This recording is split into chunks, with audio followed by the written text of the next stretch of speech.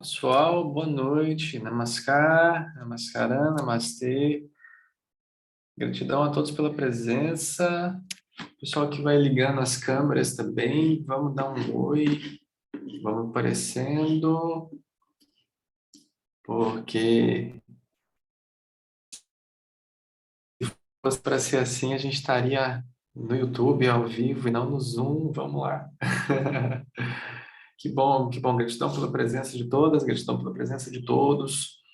Ah, Então, esse estudo de hoje faz parte do grupo, né, que a gente tem de buscadores, e dentro desse grupo a gente tem inúmeras partilhas, desde satsangs, os darshans, tem toda a movimentação dos estudos, e a gente vai se conectando cada vez mais a essa essência divina que somos através do próprio movimento individual da abertura do coração. E quanto mais a gente vai abrindo o nosso coração para as oportunidades para que o divino se faça presente, cada vez mais a gente amplia todo esse cosmos, todo esse universo e toda a oportunidade que nós temos de sermos livres nessa encarnação. O que precisa estar bastante claro para todas e para todos. E isso tem muito a ver com o texto que vai ser lido hoje aqui, junto nessa leitura sagrada aqui de hoje. Que muitos de nós temos uma programação mental de um não merecimento muito forte. De um não merecimento, de que eu não consigo, ou que eu não posso, ou que não devo ser livre, de que eu não sou capaz, de que eu não mereço mesmo tudo isso, e que isso não é permitido a mim. Eu vou de encontro a vários buscadores espirituais nos seus mais diversos estados de iluminação. Eu chamo de estados de iluminação porque todos somos seres iluminados. Nós ainda não descobrimos como identificar e reconhecer essa luz em nós, mas todos somos seres incrivelmente iluminados, potentes e capazes de exercermos todo o nosso potencial aqui nesse plano. O que a gente traz é uma carga emocional muito grande, uma carga mental muito forte, que não nos faz crer nisso. Então, dentro desses propósitos, dessas leituras, dentro dos propósitos dos trabalhos energéticos, dentro dos propósitos dos satsangs, dos darshans, está o quê? Está o reconhecimento de si mesmo, através do teu próprio caminho. Então, a gente não projeta no outro aonde a gente quer chegar, porque nós já estamos no nosso perfeito lugar de evolução. E isso deve servir de consolo ao buscador espiritual, para que ele pare de buscar fora o que está dentro do teu coração. Então, essas leituras todas vêm para apoiar no reconhecimento da luz que você já é. Mas para que precisa disso? Para que alguém precisa ler para mim? Eu não posso pegar e posso ler? Pode, pode, deve. Mas a frequência com que a gente vai fazer isso, a frequência energética que a gente vai fazer isso, é uma frequência que não vai permitir com que as interferências cheguem ao ponto mental que esse tipo de literatura precisa chegar. Então, a oportunidade de sermos livres é agora. A oportunidade de despertar é agora. A oportunidade de reconhecer a própria luz é agora. Não está depois, não está na tua próxima encarnação, não está daqui a 10 encarnações porque você é um pecador, porque você não merece, porque você não é capaz. Está agora. E cada vez mais é urgente no planeta a necessidade de ancorarmos cada vez mais luz para que mais consciências se unam e façam o trabalho que precisa ser feito. Vários seres estão em comunhão, em presença, com a união das luzes, de todas as luzes. Em sânscrito a gente chama de Parayam Jyoti. Então, a união das luzes, de todas as luzes, conscientemente. Então, esse resgate dessa malha consciencial faz parte da oportunidade de todos nós despertarmos ainda nesse tempo. Por que eu falo isso com vocês e tenho falado isso com vocês? Como eu comecei a falar aqui no início. Eu me encontro com todos os tipos de buscadores espirituais. Desde aqueles que estão iniciando a sua jornada, desde aqueles que acreditam que estão finalizando sua jornada, desde aqueles que egoicamente vão trabalhando todo o plano. A gente se encontra com vários deles, encontramos-nos mestres que fingem ser mestres, encontramos-nos discípulos que fingem ser discípulos, encontramos-nos despertos que fingem ser despertos, encontramos-nos todos ao longo da jornada.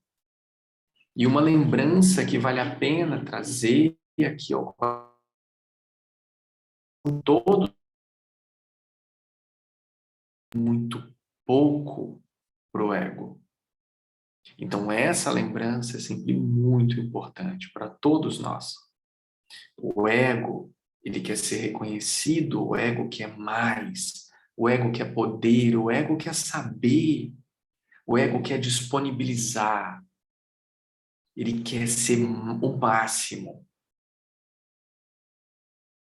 A tua presença não, a tua presença ela já é. Ela não precisa mostrar nada para ninguém, ela não precisa ser nada, porque ela já é. Você não precisa ler para que a sabedoria venha até você, porque você já é a sabedoria, você já é a felicidade, você já é o caminho, a verdade e a vida, e dessa forma se chega ao Pai, não é isso? Através da presença, eu sou. Eu sou, eu sou a verdade. Eu sou a vida, e ninguém chega senão através da presença. Ou seja, se você é presença aqui e eu sou presença aqui, o que você está esperando? O que você está esperando para acordar? Então, esses trabalhos e essa movimentação, ela vem justamente para trazer para nós a consciência de que nós já estamos aqui. O que a gente está querendo buscar se a gente já está aqui? Só que, quando a gente se esquece de tudo e chega num plano maluco desse, a gente precisa que pelo menos alguém vire para nós e fale assim: então, você só se esqueceu, mas lembra aí, está guardado aí na tua mochila, dá uma olhada nela.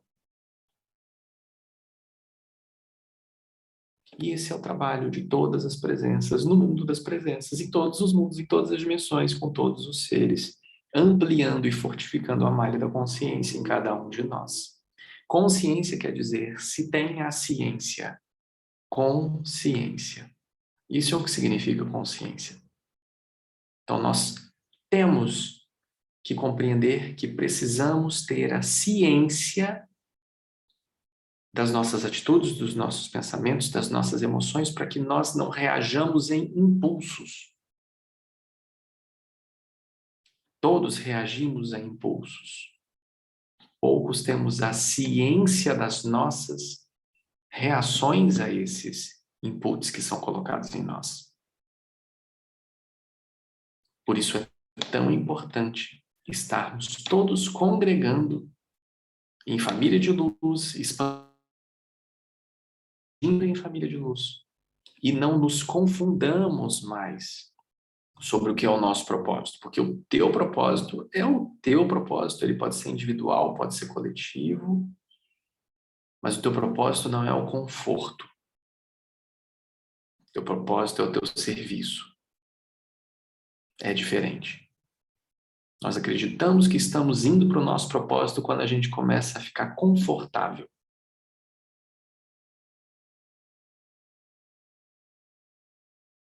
Quando, na realidade, Servir não é nada confortável. Servir é divino.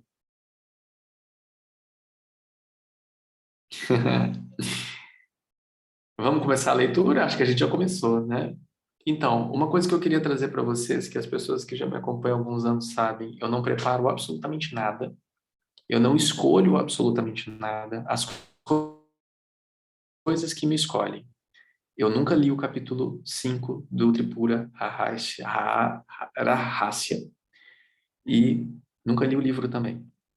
E para quem não sabe, a gente tem uma biblioteca da Sangha repleta de livros em PDF sobre espiritualidade disponível, que a gente não pode divulgar, porque seria muito errado, né? Mas, tipo, a gente tem centenas de títulos de livros disponíveis. A gente só imagina que existe esse canal, esse lugar, esse link, e que se ele existisse, a gente poderia pedir, assim, sabe? Se ele existisse, a gente não pode falar que tem. Mas é tipo hipoteticamente, assim, eu falei errado, eu falei que a gente tinha, mas é tipo, se a gente tivesse um lugar com centenas de títulos de livros sobre espiritualidade, vocês poderiam hipoteticamente pedir o link, assim, em algum lugar, que a gente também não fala qual é óbvio. E esse livro tá lá, lindo, maravilhoso, e eu vou ler aqui um pouquinho dele. Olha só. Bhagavan Sri Ramana, para quem não conhece, o João aqui, o cachorro dele pediu o link. Então, alguém que tem o link vai ter que decodificar essa mensagem para, de alguma forma, esse lugar chegar em, sei lá como que isso vai acontecer, mas acontece. Às vezes acontece. E, o Ramana, ele citava o Tripura e considerava o texto como uma das maiores obras de exposição de ensinamentos tradicionais do Advaita. Então, do não dois, né? Ou seja, da unidade, do que a gente está fazendo. Os versos são repletos de néctar divino, que matarão a sede de qualquer buscador sério. E aí, é muito lindo, porque a história do Venkataran, desculpa, namastê, para o nosso amado e querido, ele, depois de 23 anos de trabalho, ele foi dispensado do serviço. Ele não tinha meios de sobrevivência. Olha só, você está vendo como é que dá tempo, não dá? Dá tempo, dá tempo. O cara trabalhou 23 anos, foi mandado embora, não sabia o que fazer, foi morar no ashram e se iluminou. Olha aí, você achando que não dá tempo de fazer as coisas, o cara trabalhou 23 anos, depois ficou sem ter o que fazer, sem ter onde morar, sem ter o que comer. Então, ele chegou para residir com Ramana no Ramana Ashram, e assim ele se tornou um residente oficial do ashram. E aí ele começou a responder às cartas. Entende que eu estou falando da seva, do serviço, de tudo isso que a gente vai realizar? Qual que era o trabalho dele? Responder às cartas dos devotos da Índia e do exterior, de Ramana. E as perguntas que eram feitas. Então, você imagina alguém com esse trabalho? A gente tem esse tipo de trabalho na Sangha também que está parado, de transcrever coisas e escolher frases. Eu estou fazendo assim porque eu estou me vendo embaçado, eu estou querendo ver se a câmera me coloca direito depois. Eu tá me embaçando, me desembaçando, eu estou indo e voltando para ver se... Ó, acho que voltou. Então você vê o trabalho dele, né? A gente tem uns trabalhos assim também, porque estamos escrevendo um livro, já tem algum tempo, a gente consegue concluir, e exatamente por conta de talvez uma escassez de pessoas que consigam fazer esse tipo de serviço junto com a gente. De escutar os satsangs, as partilhas, dar chance, pegar frases e pegar coisas e etc. E transcrever algumas coisas. Você imagina esse cara com esse trabalho de estar lá sentado junto com o Bhagavan, recebendo as cartas, porque não tinha, né, na época esse Zoom acontecendo, YouTube, essas coisas todas, né? E daí as pessoas iam mandando as perguntas. Você imagina que você tem a oportunidade de mandar essa pergunta e ter a resposta no Darshan, por exemplo? E o pessoal escrevia as cartas, mandava, e daí o Munagala lia para o Bhagavan respondia, ele respondia a carta, e pronto, enviava de volta para o devoto. Você imagina que conhecimento lindo adquirido, né? Ter a dúvida, absorver, escutar a resposta, transcrever a resposta, isso é de um conhecimento maravilhoso. E tem uma nota aqui da editora falando que esse livro não deve ser pego, lido até o fim, colocado de lado. Os versos estão repletos de néctar. Então, através de histórias e analogias fascinantes, o espectro completo da busca espiritual e sua obtenção são apresentados em termos claros. Então, isso é bem legal também. Então, sem mais delongas, alguém consegue puxar uma inspiração para mim, por gentileza? Enquanto isso, eu abro aqui no capítulo 5, por favor.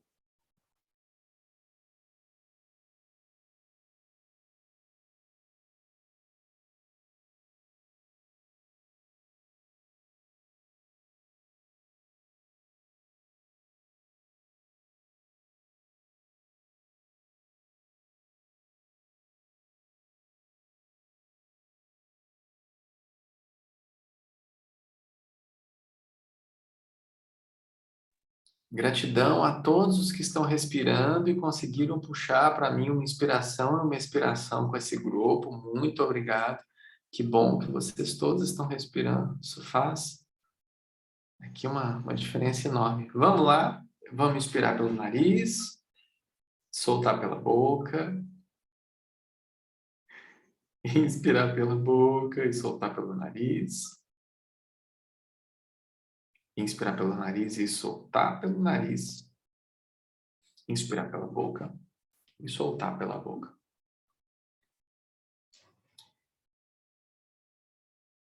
Pede para o seu guia espiritual, para os seus mentores, amigos espirituais, anjo da guarda, seres que estão contigo e conosco. Peça a eles para que conecte você à sua pura essência, à sua pura doçura, para abrir teu coração, para receber essas palavras com o mínimo de interferência possível, para que todos nós sejamos capazes de amar profundamente, para que todos nós possamos estar repletos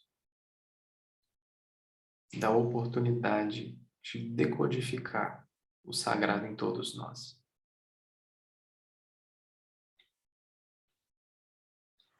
Sobre a escravidão e a libertação.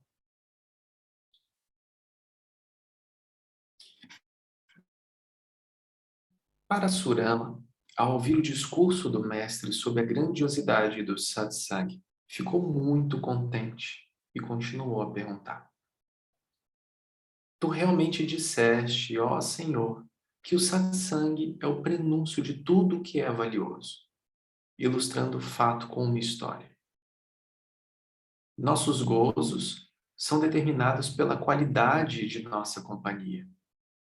O bem mais elevado foi realizado por todos, devido às suas associações diretas ou indiretas, embora ela fosse apenas uma mulher, uma moça que estava lá com eles. Estou ansioso para ouvir como Emachuda foi guiado depois por ela. Conta-me, por favor, ao Senhor da Misericórdia. Sendo assim solicitado, Dattatreya disse a Parasurama: Ouça, ó Bhargava, eu continuarei a narrativa sagrada. Tendo ouvido aquilo que ela tinha a dizer, os prazeres cessaram de interessá-lo. Ele desenvolveu uma repugnância por eles e se tornou pensativo. Mas a força do hábito ainda permanecia com ele. Por isso era incapaz, seja de se divertir ou de desistir de tudo de uma vez. No entanto, ele era orgulhoso demais para confessar a sua fraqueza à sua amada. Algum tempo se passou assim.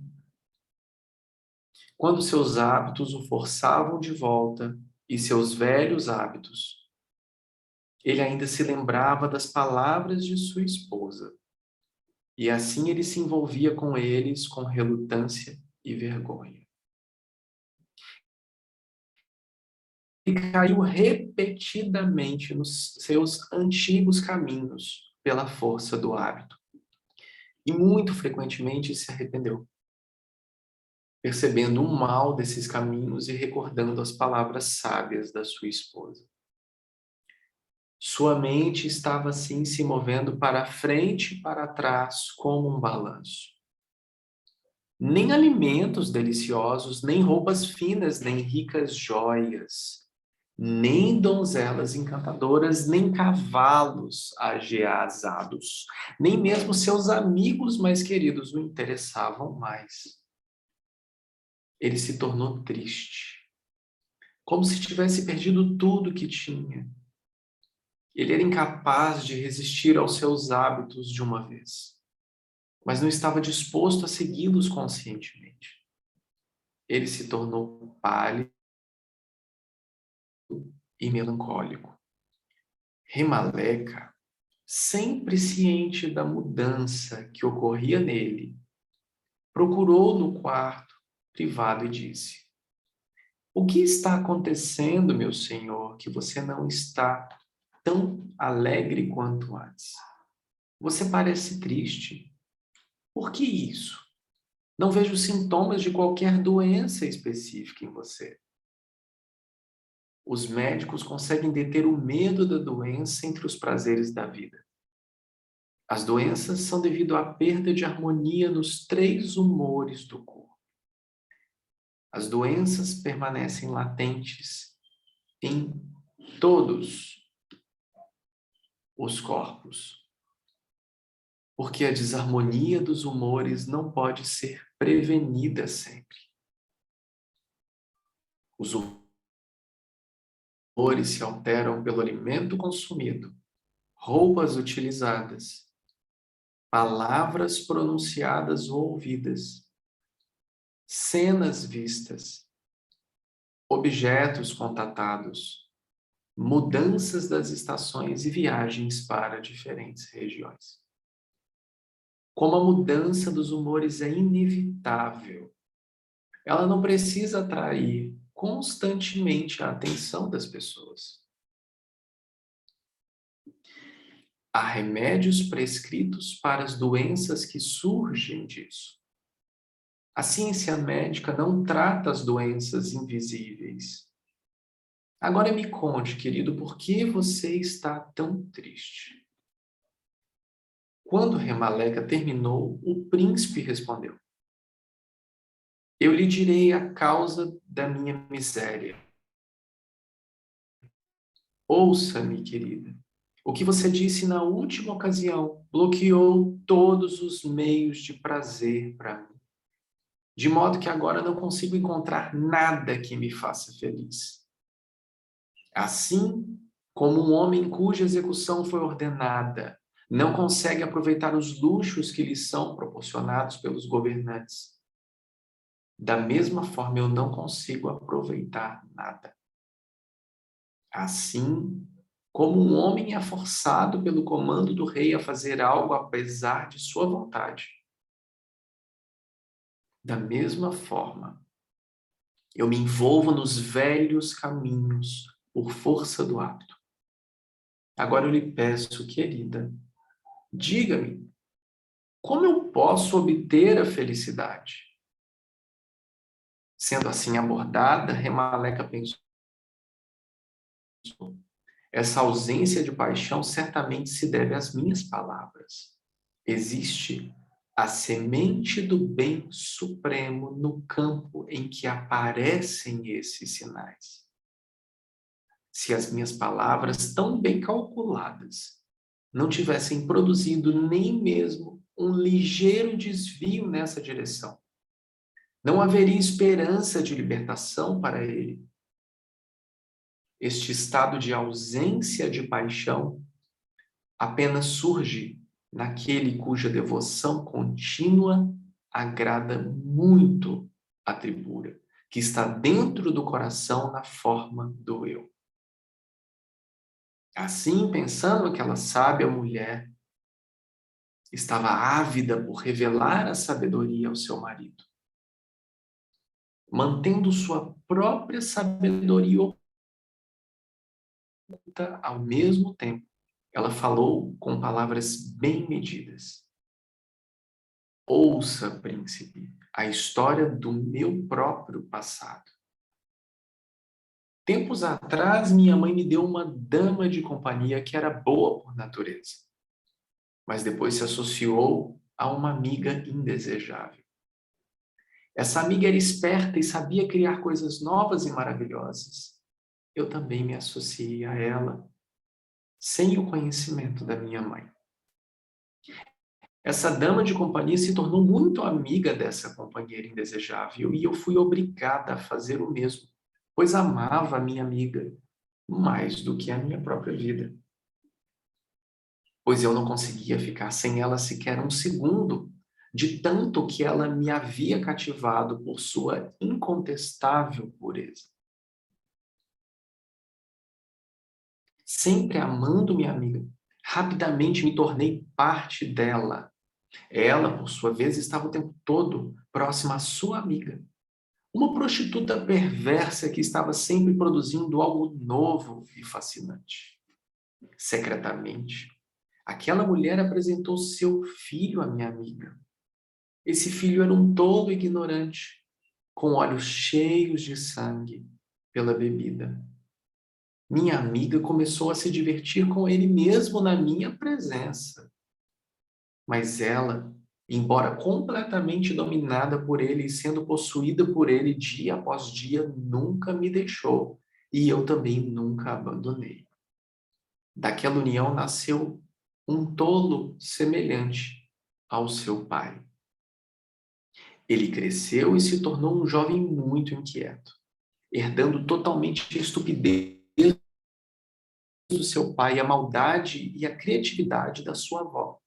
Esse garoto chamado mestre inconstante foi criado e treinado pelo seu pai, chamado Senhor Tolo, e por sua avó paterna, chamada Madame Ignorância. E de modo, ele aprendeu as habilidades de ambos. Ele conseguia negociar com muita facilidade os pontos mais difíceis e superar obstáculos em um instante. Desse modo, minha amiga, embora tivesse uma natureza muito boa, se tornou aflita e tola por causa da sua associação com pessoas más. Por causa do seu amor por sua amiga, devoção ao seu amante, afeição ao seu filho, ela gradualmente começou a me esquecer. Mas eu não conseguia romper com ela tão facilmente. Não sendo autoconfiante, eu dependia dela. Por isso permaneci com ela. Seu marido, o senhor tolo, embora sempre estivesse desfrutando dela, confundiu-me com uma do mesmo tipo e tentou me seduzir. Mas eu não era o que ele pensava. Sou pura por natureza e estava apenas sendo conduzida por ela por enquanto. Apesar disso, espalhou-se no mundo um escândalo sobre mim, de que eu estava sempre sob o domínio do Senhor tolo. Minha amiga, confiando a mim, seu filho, mestre inconstante, estava sempre na companhia do seu amante. O Senhor inconstante cresceu sob os meus cuidados e acabou se casando com uma esposa com a aprovação da sua mãe. O nome dela era Instável. Ela sempre irrequieta, imutável, e podia adquirir diferentes formas para agradar os caprichos do seu marido. Por causa da sua maravilhosa capacidade de mudar e por sua imensa habilidade e esperteza, ela mantinha seu marido completamente sob o seu controle. O senhor inconstante costumava voar centenas de milhas em um piscar de olhos e retornar, ir para cá, para lá, para todos os lugares, mas não conseguia encontrar repouso. Sempre que o senhor inconstante queria ir a algum lugar ou queria ter algo, a madame instável estava pronta para satisfazer os seus desejos, transformando-se de acordo com seus desejos e criando ambientes para agradar o seu marido. Assim, ela conquistou totalmente o seu afeto. Ela lhe deu 5 filhos, que eram dedicados a seus progenitores. Cada um tinha suas habilidades especiais. Eles também foram entregues aos meus cuidados por minha amiga. Por amor à minha amiga, eu os criei com cuidado e os tornei fortes. Então, esses 5 filhos de Madame Instável ergueram cada um palácios esplêndidos, convidaram seu pai às suas casas e o entretiveram continuamente, alternando-se. O mais velho deles o entretinha em sua mansão com diferentes tipos de doce música, com o encantamento dos Vedas, a leitura das escrituras, o zumbido das abelhas, o piado dos pássaros e os sons doces de ouvir. O pai estava satisfeito com seu filho, que ainda conseguiu para ele outros sons que eram duros, assustadores e tumultuosos, como o rugido do leão, o trovão, o ímpeto do oceano, o estrondo de terremotos, o grito do quarto de recolhimento e as brigas, gemidos, lamentações de muitas pessoas. Convidado pelo segundo filho, o pai foi passar um tempo na sua mansão. Lá ele encontrou assentos macios, leitos suaves, roupas finas e algumas coisas duras, outras quentes ou mornas ou frias, ou coisas refrescantes com várias formas e assim por diante. Ele ficou satisfeito com as coisas agradáveis e sentiu aversão pelas coisas desagradáveis.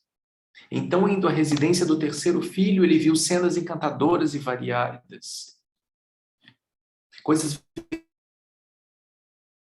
brancas, marrons, azuis, amarelas, rosadas, acinzentadas, castanhas, marrom avermelhado, pretas e com manchas.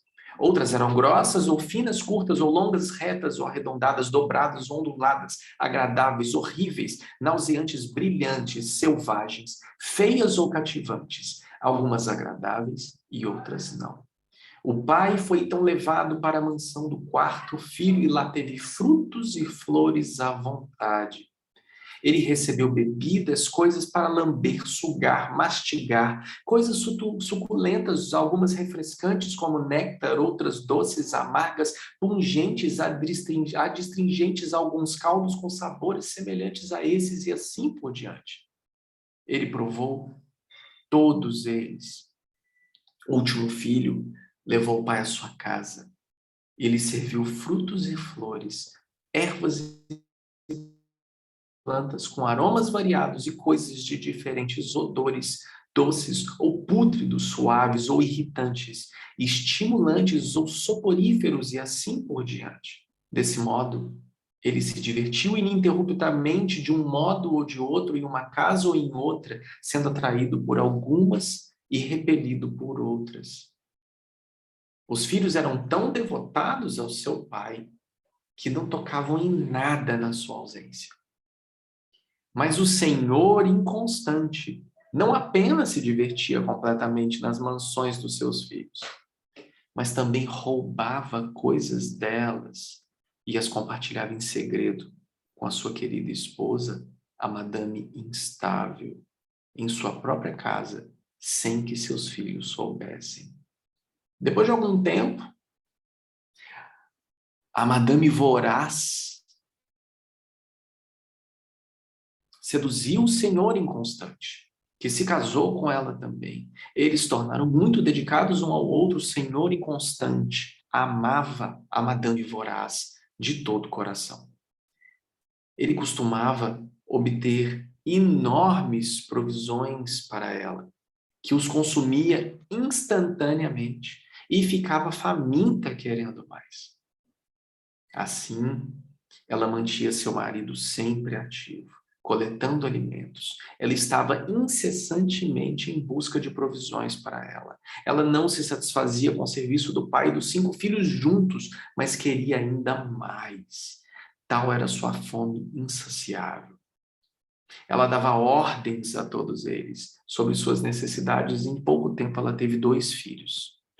O mais velho era o mestre Boca Flamejante. E o outro era o mestre Mal, o mais jovem. É claro que ambos eram muito queridos por sua mãe. Sempre que o senhor inconstante procurava Madame Voraz de modo privado, seu corpo era queimado pelas chamas coléricas do mestre Boca Flamejante. Assim, atingido, ele caía inconscientemente. Além disso, sempre que afagava o filho mais jovem de seu amor, ele era odiado por todo mundo e ele próprio se tornava como um morto. Assim, o senhor inconstante sofreu uma miséria indescritível. Minha companheira, cuja natureza era boa, estava ela própria aflita por causa do sofrimento do seu filho, o senhor inconstante. Estando também associada aos seus 2 netos, mestre Boca Flamejante e mestre Mal, ela se tornou bastante infeliz e cedeu sob o ódio público. Eu também, querido, entrei em colapso por simpatia por ela.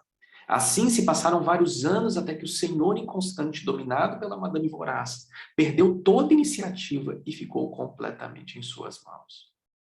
Ele estava fadado à sua destruição e se transportou para a cidade de 10 portas.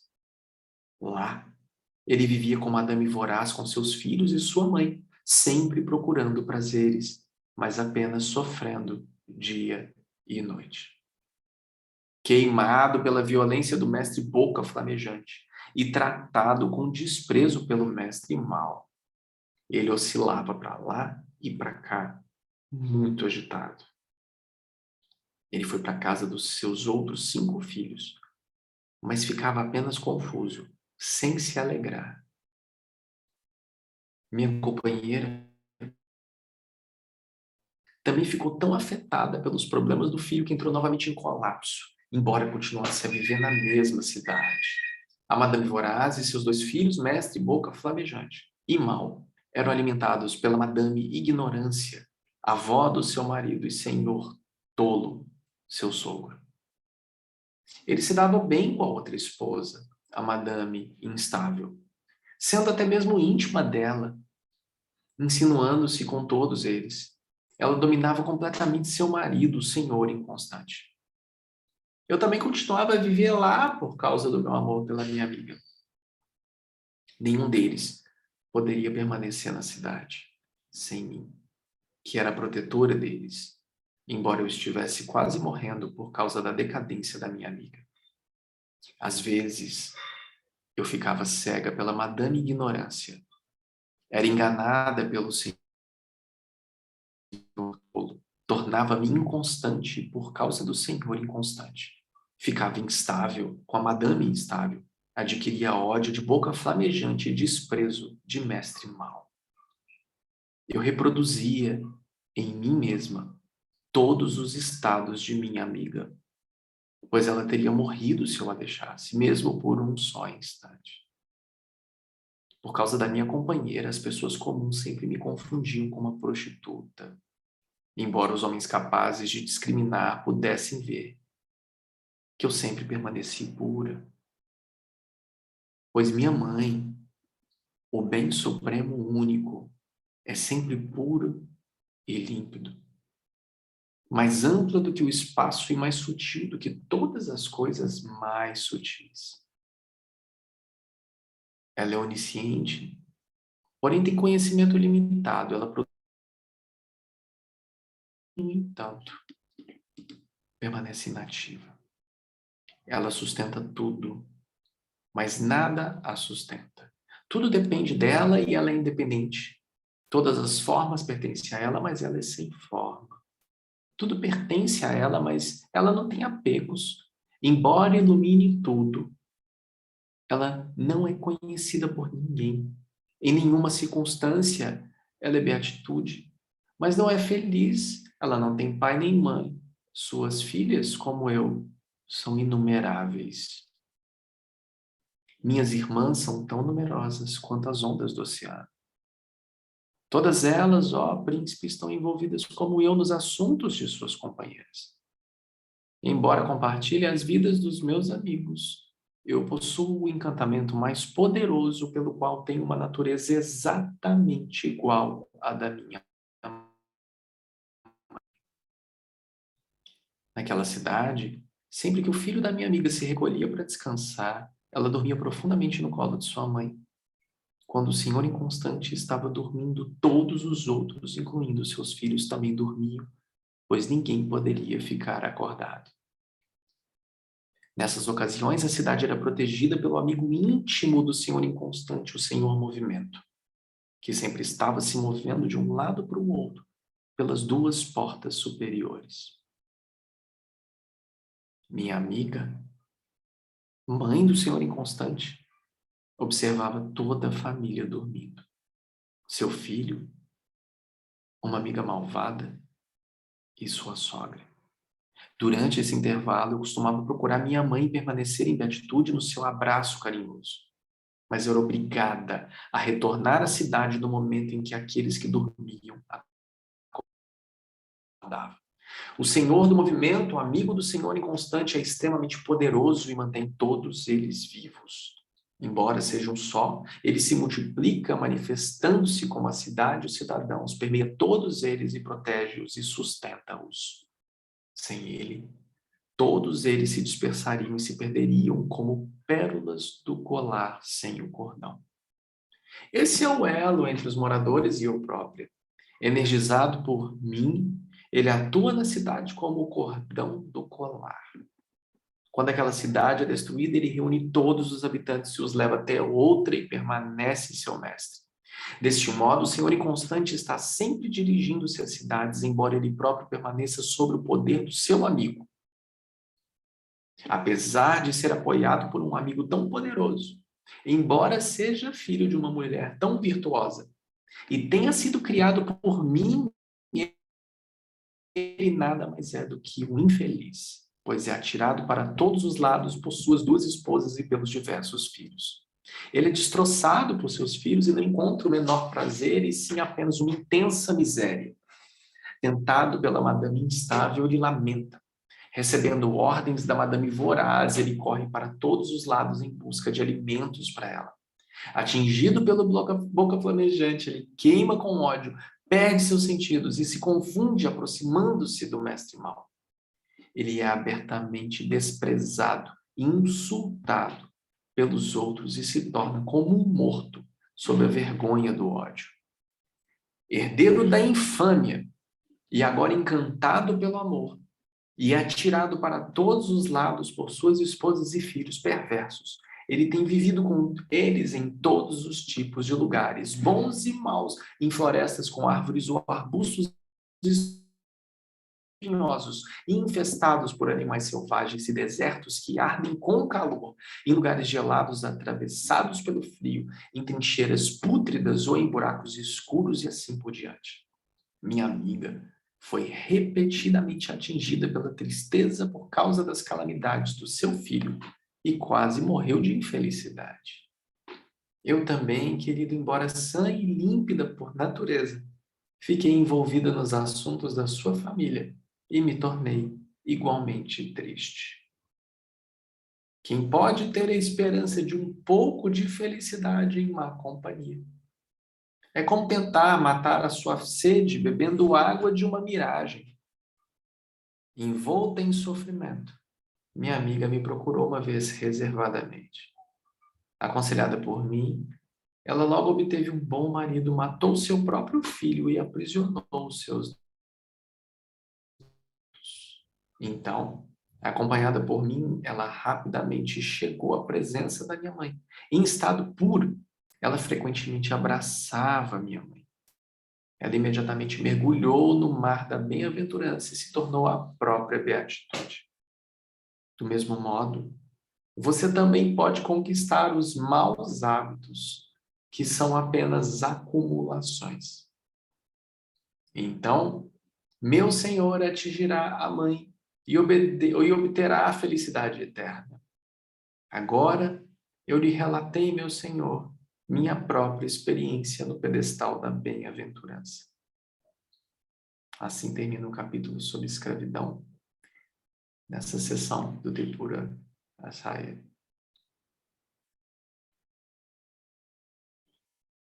Bom, pessoal, todos esses contos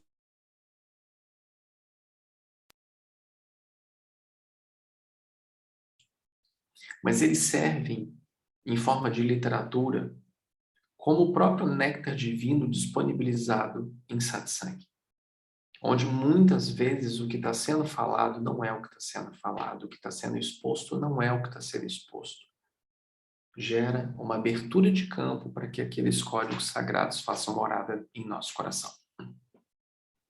Vocês podem perceber a conexão justamente no momento onde eu falo com vocês que não li o capítulo, e o que eu comentei com vocês antes da leitura é justamente o que está sendo colocado aqui. Vocês conseguiram perceber isso? Justamente que nós estávamos falando sobre não sermos merecedores, não acreditarmos sermos capazes. Isso tudo está ligado aos velhos hábitos e aos quais, vou colocar familiares, né? Mas não são familiares porque fazem parte do nosso ciclo. É colocado como pessoas, mas não são pessoas, são virtudes, desvirtudes, se isso existisse em algum lugar. Aonde nós estamos nos associando, que faz com que nós estejamos presos dentro de nós mesmos.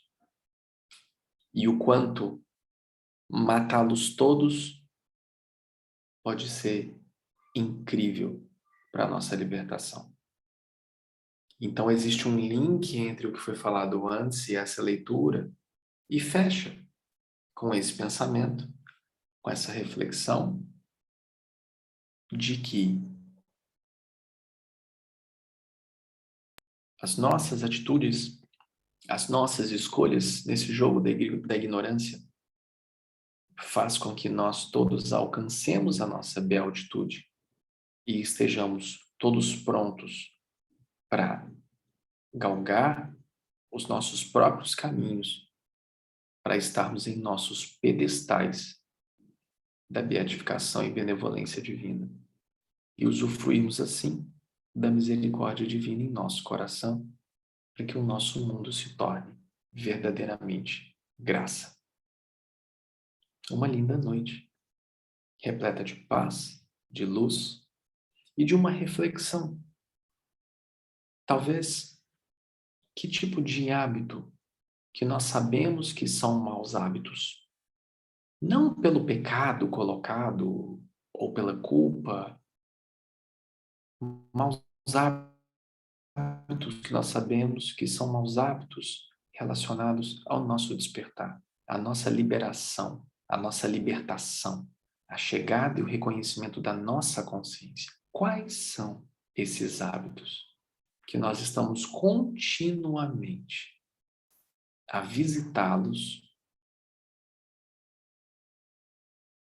que devem ser exterminados? E se a gente consegue identificar quais são esses hábitos que devem ser exterminados, existe talvez aí um ponto de uma segunda investigação. Se nós já sabemos quais são esses hábitos e temos a crença, talvez, de que eles deveriam ser exterminados, porque nós continuamos a repeti-los como velhos hábitos. E daí a gente tem talvez um terceiro ponto de atenção nessa observância. Se nós continuamos a repeti-los, mesmo sabendo que são prejudiciais, por que nós fazemos isso?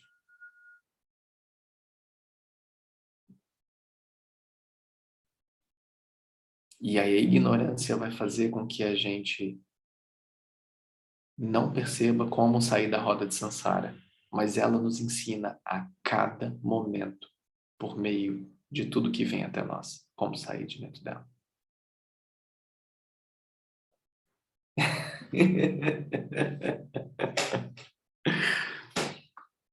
É uma loucura, né?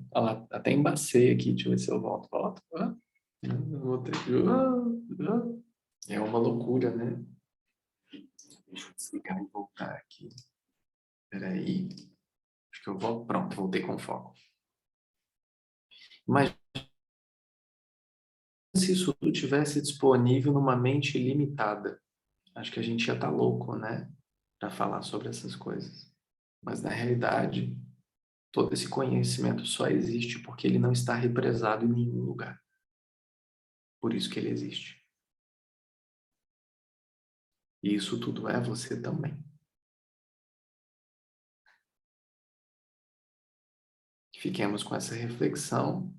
Todos somos convidados a refletirmos juntos, sem nos projetarmos, somente refletirmos. Publiquei isso no meu Instagram há pouquíssimo tempo. Hoje, em algum momento hoje. Vamos compreender a reflexão desse eu com esse próprio eu. E não nos projetarmos nos outros. O próximo capítulo, que eu não vou ler, acredito que vocês vão gostar de ler, fala sobre os méritos da fé para atingir o objetivo. É bem interessante também, imagino eu. É engraçado porque essas histórias parecem confusas. Depois experimentem ler os sutras.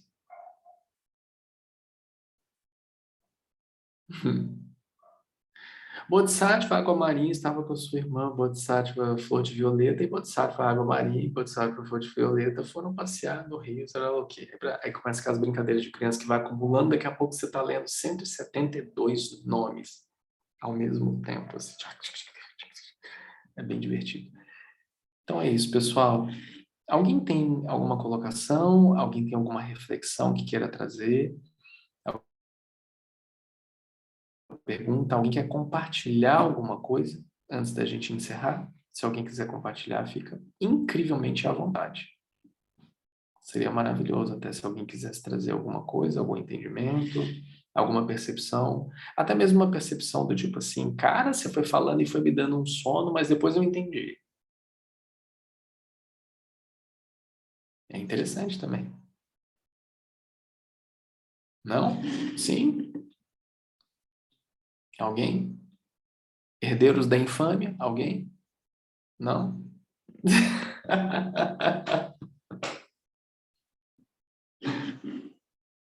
Se alguém quiser trazer, é só trazer. Ok? Então, perfeito. Tem muito tempo que eu não tiro uma fotinha, né? Deixa eu convidar vocês para a gente tirar uma foto hoje. Tem muito tempo que eu não tiro uma foto. Vamos lá, povo. Consigo aqui ligar as câmeras. As câmeras. Eu vi cada bichinho bonitinho passando por aí, cachorrinhos. Ai, meu Deus, essa menina tá enorme. Nossa Senhora. Vamos lá, Mel, se tiver por aí, Letícia, se tiver por aí. Se não dormiram no Sutra, gente. Ei, Letícia. É uma desidentificação com o ego, isso mesmo. É um caminho, né? Um caminho de percepção de uma desidentificação, né? Porque a desidentificação com o ego, ela...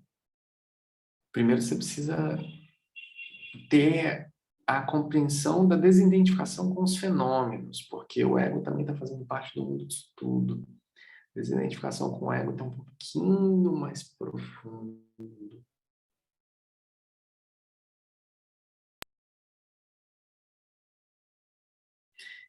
Vamos lá, 5, 4, 3, 2, 1. Decolar. Muita gratidão a todas, a todos, uma linda noite. E mandei uma mensagem no grupo dos Golden Lightworkers, depois se vocês tiverem uns minutinhos para ouvir, são só 4 minutinhos, depois vocês ouçam. Beijo enorme no coração. Terça-feira agora tem portal, tem live do Munhoz, não tem? Tem live do Munhoz, vai ter live comigo também. Vai ser bem interessante. Depois eu tenho uma live de noite com o Munhoz também, para a gente falar sobre busca espiritual. Uma semana que está cheia de coisas bem interessantes acontecendo. Convido vocês a se conectarem, porque está abrindo cada vez mais o campo. Os serviços, os trabalhos estão sendo cada vez mais disponibilizados. Eu não vou nem falar para vocês conferirem o bate-papo, porque supostamente existe um link por ali que leva a algum lugar, que eu não posso dizer qual é. Qualquer coisa, se vocês perderem esse link, pede para o Fred no privado, que é um link aí que leva a algum lugar aí que eu não lembro o que é. Então, uma linda noite, um lindo namastê maravilhoso, e a gente está à disposição sempre com muito carinho, com muito amor, para a gente expandir cada vez mais a nossa consciência e brilhar.